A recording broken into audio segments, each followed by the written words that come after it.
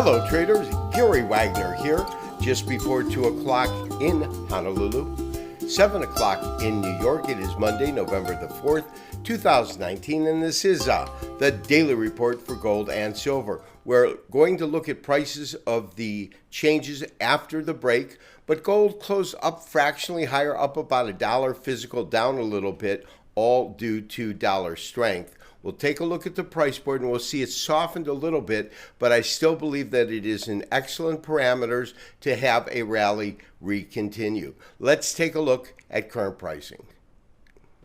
We are looking at gold futures, basis most active December.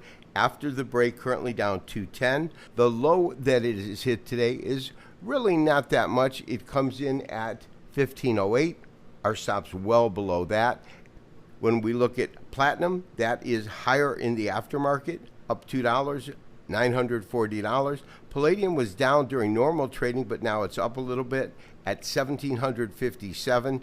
Silver also showing some declines, $18.01. But most importantly is to look at that dollar, because it is dollar strength that has really been pushing the metals down. And you can see when we look at a daily chart, which is right here, and take a look at the current candle today, what we see is that it is a pretty large candle. It's forming a two-day pattern called an engulfing bullish. As you know, we did go long gold last week. We're in at 1514. Market's trading roughly 1509, $5 below our entry price. However, when we look at the big picture in gold, I'm still very bullish, and there's a couple of reasons for that. One, the compression triangle that we spoke about over the last couple of weeks was definitely taken out last week on Thursday. That's this candle here. At the same time, it moved above the 50-day average. Even though Friday and today contain slightly lower days, meaning red candles, we are still above the former resistance, which I believe is support. And then most importantly, we are still trading above the 50-day moving average. So my best guess or estimate or assumption as to what we're witnessing is a market that is consolidating as it awaits more news to come out and then react to it. The bottom line is this. The Federal Reserve said they're probably going to stop with their rate cuts. Understood.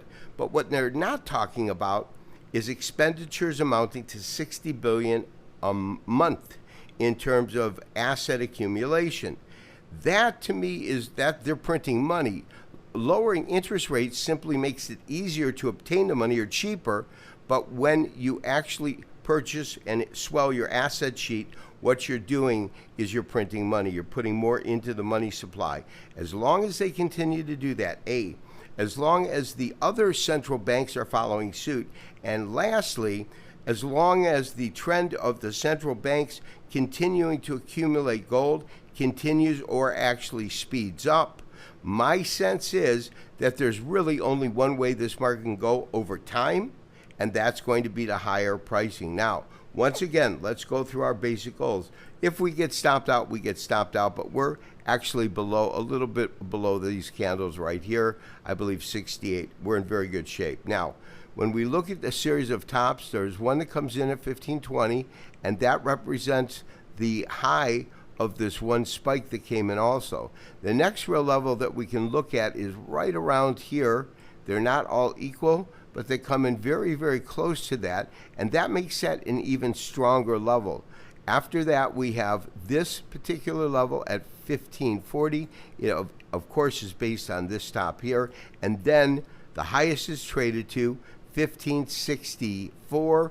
I marked it at 1560 as an ultimate level or target. So my sense is we should break through this point. If we do, we're going to look to move our stops just under here with enough wiggle room for the range. If it continues to move up, we want to see how it reacts at this line, which is 1540.